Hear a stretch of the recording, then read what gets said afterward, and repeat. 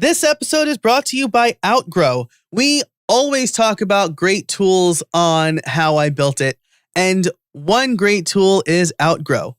It's a growth marketing platform that enables marketers to create intuitive, no-code tools such as calculators, chatbots, assessments, and quizzes.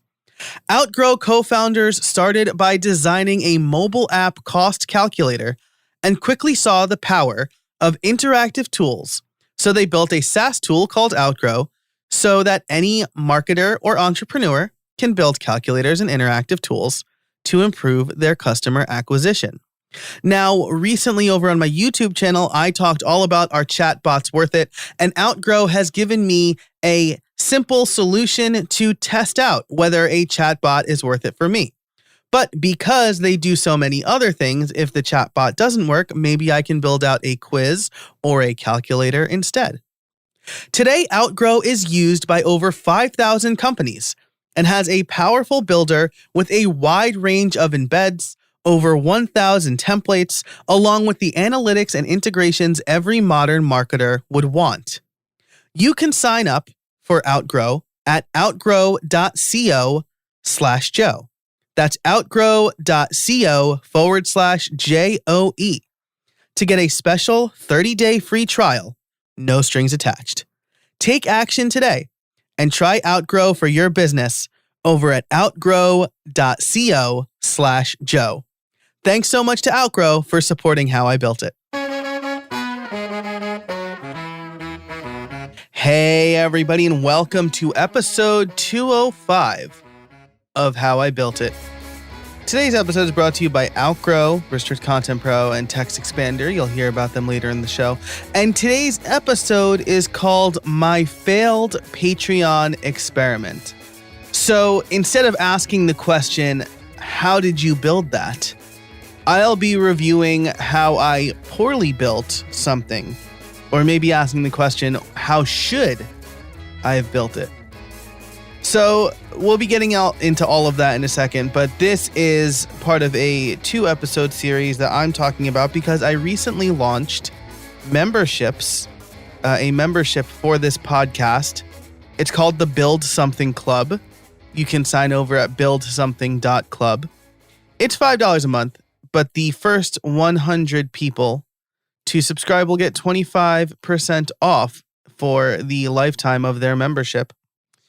So that makes it around $3 something, or maybe around $4, $3.75, or $37 for a year. And included in that membership, you will get bonus episodes.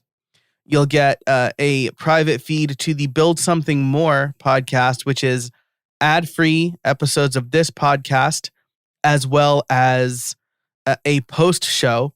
And in today's post show, I will be talking all about how I put this episode together in an app called Craft, how much money I actually made from Patreon, and how I came up with benefits for the new club. So that's the main thing you'll get. You'll also get a nifty member chip. It's a custom printed poker chip that says Build Something Club established 2021 on it.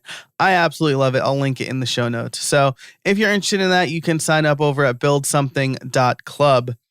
And today we are starting at kind of episode 1 of this saga, right? The first time I tried to roll out memberships for this podcast.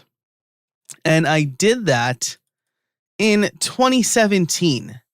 I will link in the show notes to an article called 50,000 Downloads and More to Come for How I Built It, where I talk about how the summer before, the summer I got married, in fact, I was at a crossroads with my then online course website, WP in 1 month, and how in-person courses weren't working, how webinars were running their course, but that wasn't a sustainable webinar for me.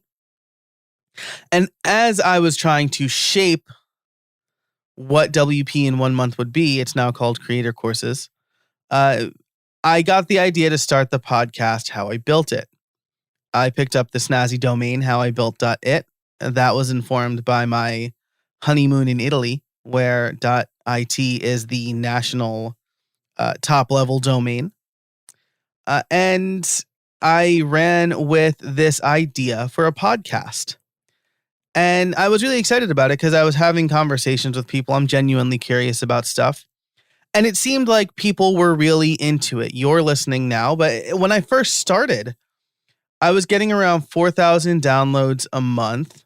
I watched that number tick up to 6,000 and 7,000. Today, I average about, we'll say, 2 to 6,000 downloads per day, which is super exciting. But this really excited me when I first started. This podcast, I kind of started on a whim, had legs. And before you know it, 9 months of podcasting got me to 50,000 downloads, which I thought was incredible, especially for something I just started it on a whim. And so I told myself that if I got to 50,000 downloads, I would launch memberships. I thought that 50,000 downloads was a sign or confirmation that people would be willing to pay for the content. I have since learned that 50,000 downloads is great. If you are getting 50,000 downloads, if you got 50,000 downloads on your podcast, congratulations. That's really great. But it's definitely not enough to build a successful membership because you really don't know how many people that is. And that's the important point I want to make early on here. The number of downloads is not really the right metric to use if you're thinking about starting a membership, because those downloads could be representative not necessarily of your super fans or your weekly listeners, but I've had really popular episodes. In fact, my yearly theme episode is generally very popular. My episode with Jen Bourne last month was very popular. And those people are maybe ducking in to hear the conversation with a person they like. So the downloads are great. And if you're getting millions and millions of downloads a month, yeah, go for it, right? But if you're getting thousands and thousands, there's maybe a better metric to use. And that metric is to build the community first. That's what I should have done. I should have built the community first, but I was too focused on trying to make money. And so instead of doing things like engaging with listeners more on Twitter or Facebook, I was just like, yeah, if you want to engage with me, become a member. And people weren't willing to do that. And I didn't really have proof that people were willing to do that. What I should have done first, and what I've done since, is build my mailing list and create a community that way. Now, something I still feel I haven't done super effectively was build the community around episodes. And that's a really big goal for me for this year, not just for paying members, but for all members. And so I've had a little bit of analysis paralysis. Should I do a Slack? Should I do Discord? Should I try the old forums again? And I think I'm going to go with the old forums and Slack. So I'll have kind of both. That way people can pick. I was on Facebook, and I just don't. Maybe it's that my community isn't big enough. Maybe we hang out in different places, but I'm not keen on building my community on Facebook. I think it's too transient. It's like the flavor of the week for the posts. And I wasn't getting a lot of engagement. I also wasn't posting regularly enough. So one of the things that I need to be better at is engaging in such a way that people will want to engage back. And so I'm really going to make a concerted effort for that as well. So I've got my mailing list. I'll start there. You might hear me talk about the forums or the Slack, but definitely through the mailing list, people will be able to find out how to engage a bit more. I'm also not under any illusions this time around. I when I launched the Patreon or when I launched the memberships, I thought I'm going to launch this and everyone's going to sign up. It's something that I suffered from for a long time. Every time I did a course launch, I thought, oh man, I'm going to launch this and I'm going to tweet it and then everyone's going to sign up because they're going to see how great it is. Well, that's not how things work. And I learned that the hard way. So that kind of sets the stage.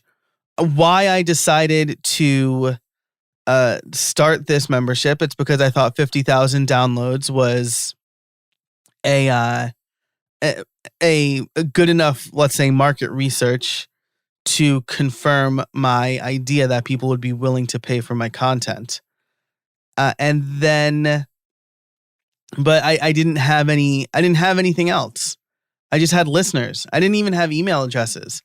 I didn't start building my list until 2018, maybe, because I got some good advice from guests on the show. I didn't understand why people were listening. And that's the real problem with my Patreon experiment. And we'll get into that in just a second. This episode is brought to you by Restrict Content Pro.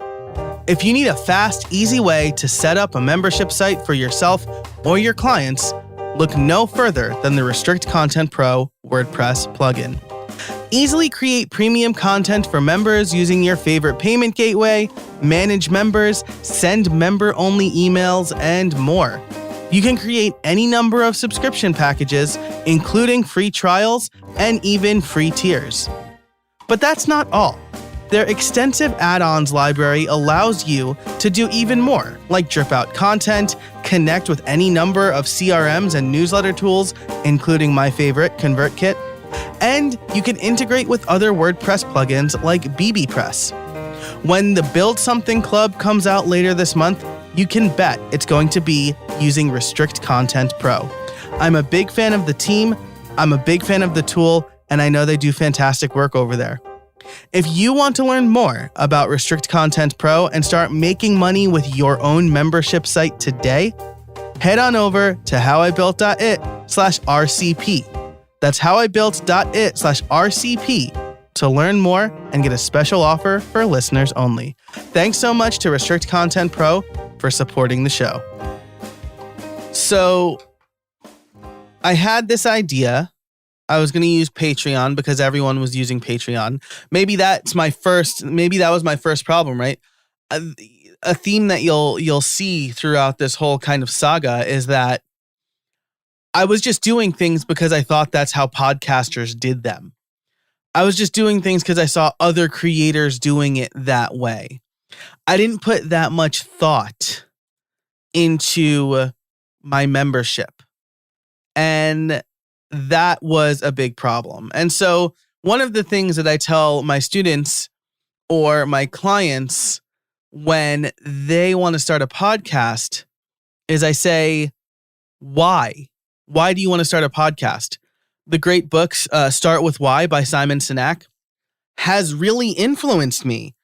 And it's something I think about whenever I start something new or whenever I decide to revamp. Why am I doing this? Why am I starting this podcast? Why am I doing the membership? Why am I launching this course? And again, that the problem with the Patreon experiment was my why was to make more money. And if you have taken my course or have been to any of my talks recently, you'll know that I think to make more money, especially in the podcasting space, is a terrible why. Because you probably will not you're not going to get rich. Most people, I should say, aren't going to get rich off of podcasting, even with their memberships. So I never considered at the start why people might want to support the show. I never thought, what's in it for them? or why I'd want to offer more content. I wrote a second blog post about a year later, less than a year later, actually, called I'm Doubling Down on Patreon. And I tell this wonderful story. The first time I learned how to burn a CD was mind-blowing. I talked about what the world was like in 1999, and how I burnt a CD, and I was stoked about it because the experience taught me two things. It allowed me to have a very successful mix CD business in high school. But it also made me realize that I just need to try things in order to learn them. And I felt empowered by the fact that I could do that. And then I say, I want you to feel empowered too. So this is like super campy, right? It's again, I'm not solving anyone's problems. I'm just kind of talking about myself and what's in it for me. The biggest lesson I've learned since then is people A, love stories, but B, people throw their money at solutions to problems. And maybe it's hard to see what problem am I solving with a membership. But it's definitely not about how great I am, right? If I read a pitch to somebody who wants to come on my podcast and they just talk about how great they are and they don't talk about what's in it for the listeners, I'm not going to consider them for the show because I don't want somebody to come on my show just to brag about how great they are. I want somebody to come on my show to teach me something, and more importantly, to teach my listeners something. And so while I was doubling down on Patreon, I realized it was still all about me and what I wanted you, the listener, to do. So here's a little excerpt from that. I'm lucky enough to work for myself. I support my family with sponsorships, online courses, and freelance work. With your support, I can switch focus away from freelance work to creating more content. I want to make better resources for, there's a typo there. I want to make better resources for listeners and educators, spend more time researching interesting topics, and tell more great stories. So I want you to pay me so that I can do the things I want to do, right? It sounded nice when I wrote it, but what problem was I solving? I didn't have anything of value to offer because it was all promises I made if people pledged on Patreon. I didn't have any real content to tease, just promises that I would need to keep. And again, I'm asking you to support me so I can do what I want to do. If you think I'm great and a few people really just liked what I was doing and they pledged on Patreon. But for most people, they're not just going to give you money because you're asking for it. You need to ask for it, but you also need to provide some value. And so I did what I thought was provide value, and then I overpromised. And that was the second problem. Here's how I overpromised. I put myself on the hook for a lot of stuff because I thought I need to tell people they're going to get all these amazing things. And in that situation, I would need to deliver if I only had one patron, which I did for a while. So let's take a look at the levels, the pledge levels I had on Patreon. For $1 a month, access to my Discord server where you, me, and all the other patrons can chat about what we're working on. You'll also get access to live streams of me working on stuff, Q&A forums, the suggestion box where you can request tutorials, videos, and podcast guests. That's a lot of access. First of all, that's a lot of access for $1 a month. But also, I didn't already have a Discord server. This was just something I was going to spin up because members were there. Because people would be interested in that. And then I also kind of didn't think about what would I work on? What questions am I getting? Like, why would people pay me just to submit questions when they could tweet at me those questions and I was probably going to answer them anyway? So that was the $1 a month plan. $5 a month. Everything in the previous reward level, plus ad-free episodes of How I Built It early. You will also get bonus episodes, access to a private Discord channel where you can ask upcoming guests your own questions.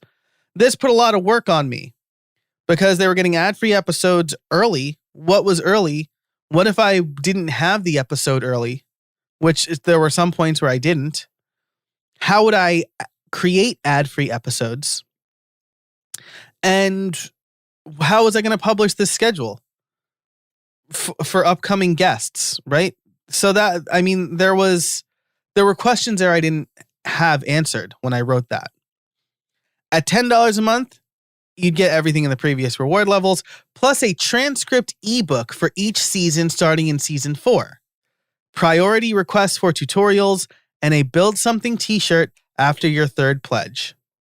So again, is a transcript ebook something people actually wanted? I don't know. No, clearly. No, I don't think anybody pledged a couple people pledged that level. And I'm very grateful for them. They were friends who appreciated what I was doing. But priority requests for tutorials, that makes it seem like I was getting thousands of requests a day. I was getting virtually no requests per day. And then I had these 2 super lofty ones, and I need to be clear here. I was copying from other people. So at $50 a month, you'd get everything in the previous levels, plus access to a white label video repository. Have great tutorials without my logos, free for you to use. You also get 2 consultation calls a year starting after your 6th pledge. So first of all, I have this language, right? After your 3rd pledge, after your 6th pledge. That basically says I don't trust you enough to see the value in my work. So you have to essentially pay me up front before you get certain pledges. That's not great. Also, I didn't have any sample white label videos. At the time I had released my Gutenberg course, I guess, so I could have white labeled that. But how would I control that access? Again, these were all questions that I just wrote stuff down.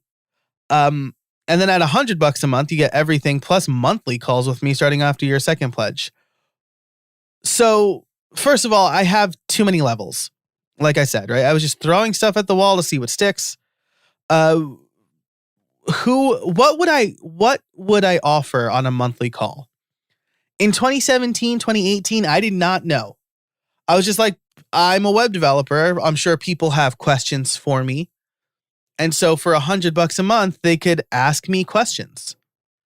I know now what I would offer at that level, but I also know that that's not enough for a membership, right?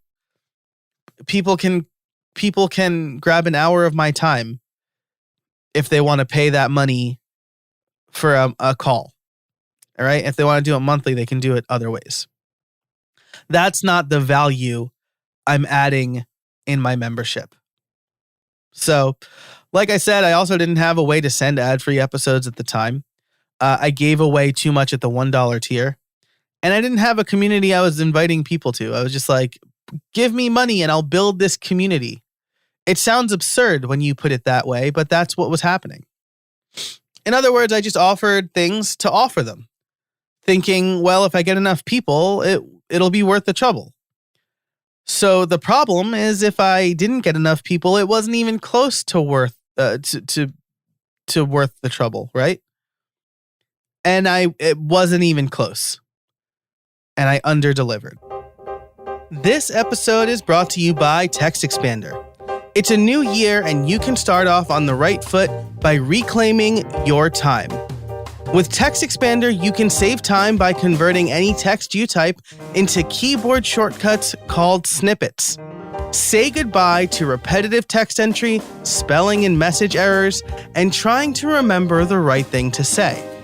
With TextExpander, you can say the right thing in just a few keystrokes. Better than copy and paste, better than scripts and templates, TextExpander snippets allow you to maximize your time by getting rid of the repetitive things you type while still customizing and personalizing your messages. Text Expander can be used in any platform, any app, anywhere you type. Take back your time and increase your productivity in the new year. And let me just say that Snippets is not all it does. With advanced Snippets, you can create fill-ins, pop-up fields, and much more. You can even use JavaScript or AppleScript. I can type out full instructions for my podcast editor, Hi Joel, in just a few keystrokes. Another one of my favorite and most used snippets is PPT. This will take whatever text I have on my keyboard and convert it to plain text, so I'm no longer fighting formatting. Plus, if you have employees or contractors, you can use Text Expander to manage and share snippets with them, so you all get it right every time. I've recently started sharing Text Expander snippets with my virtual assistant.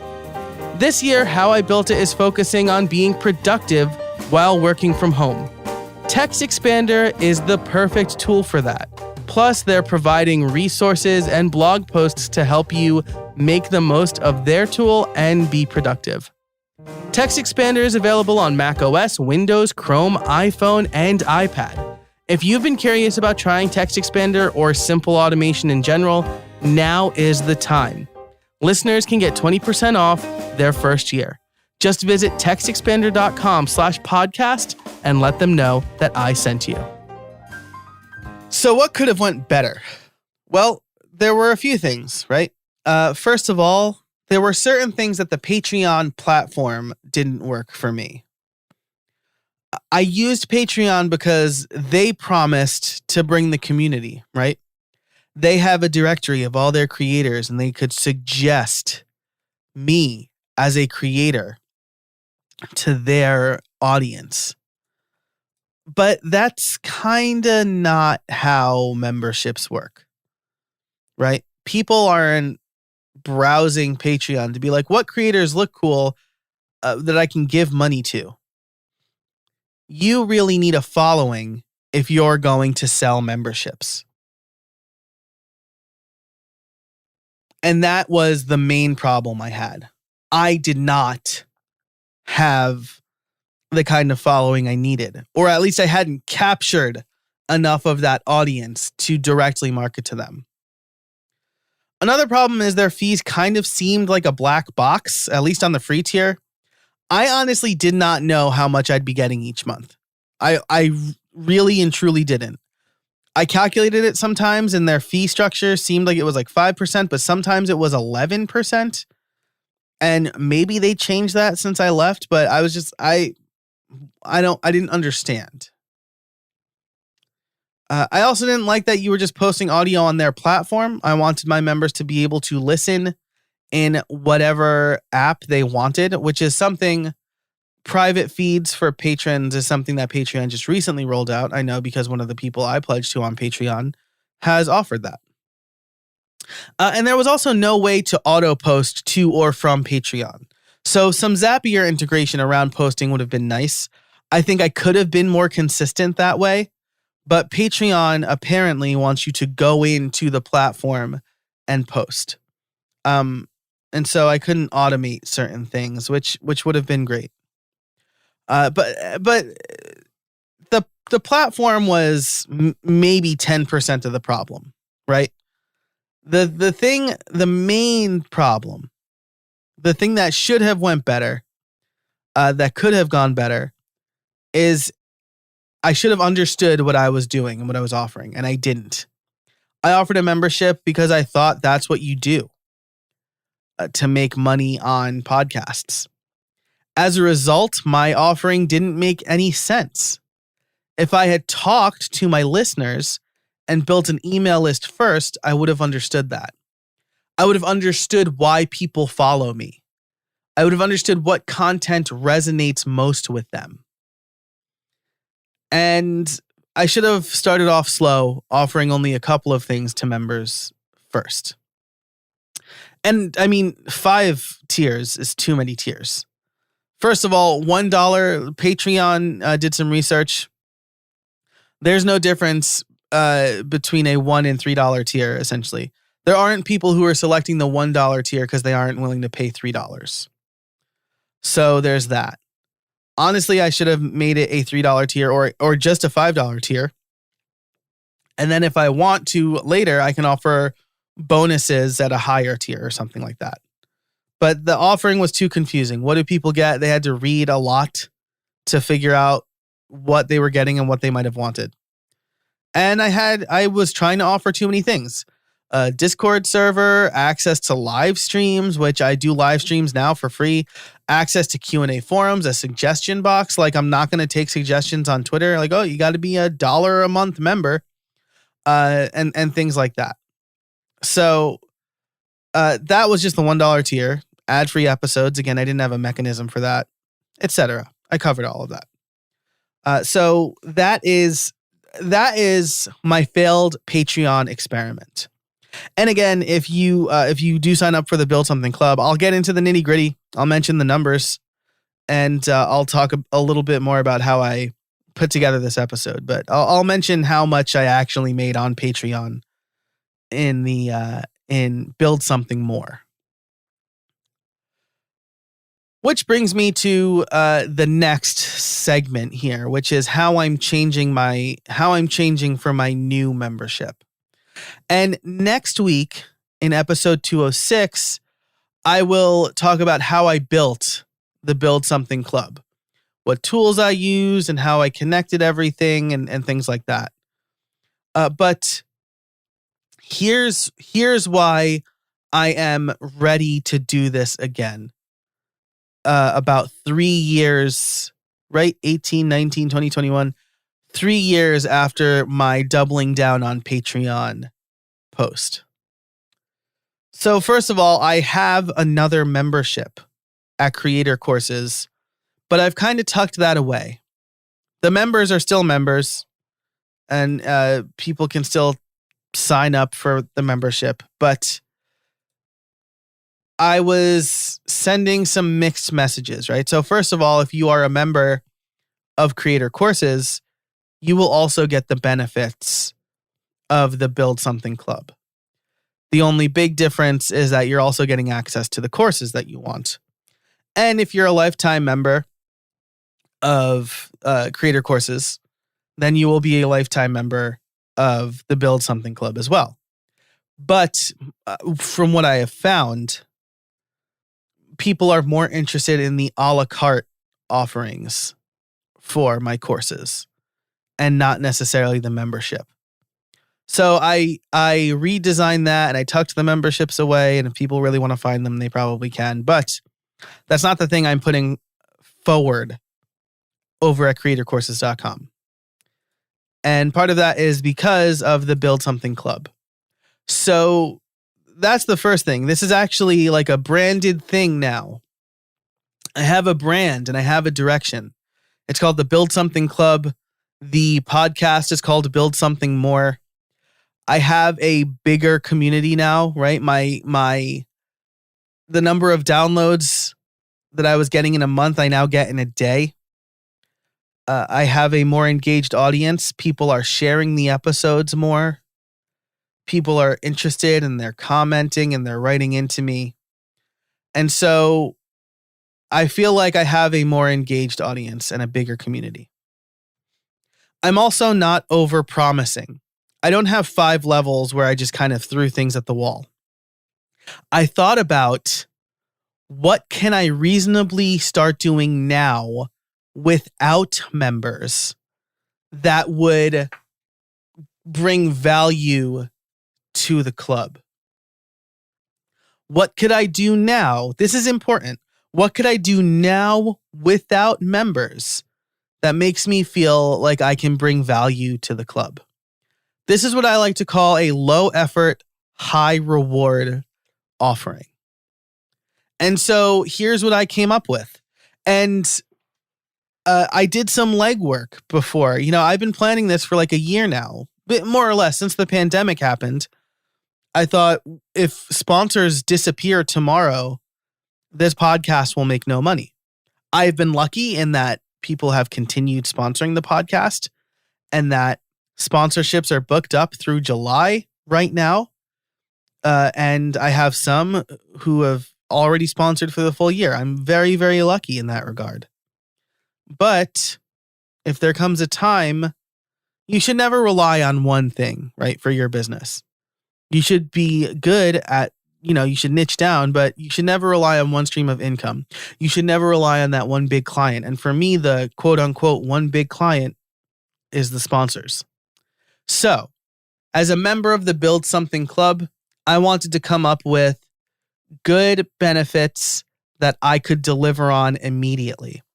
And ad-free episodes is one of them. And here's the difference between now and then. I talked to my editor first. And I said, hey, how easy would it be for you to deliver an ad-free version of the episode along with the free version or the ad-supported version of the episode? And he said it would be no problem. Luckily, the way I've structured the show, we add the sponsorship spots in post-production.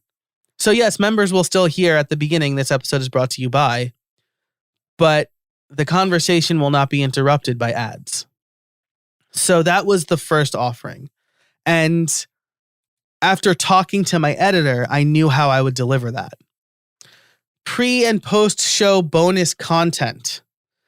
This is something I'm already doing, right? I'm already talking to people before the show and after the show. And so this was low effort because I didn't need to do anything extra. So I'll let my guests know when we start, hey, do you mind if I record this part of the conversation? Or do you mind if I release it to my members? Or usually the pre-show is not insanely interesting. Usually it's just kind of us getting to know each other. If I don't know the person already, it's us kind of talking through logistics.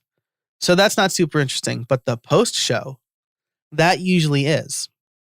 And the way I do that is if there's a part of the conversation that I don't think will fit in the main episode, but would be good bonus content, I'll just say, we'll talk about that and build something more.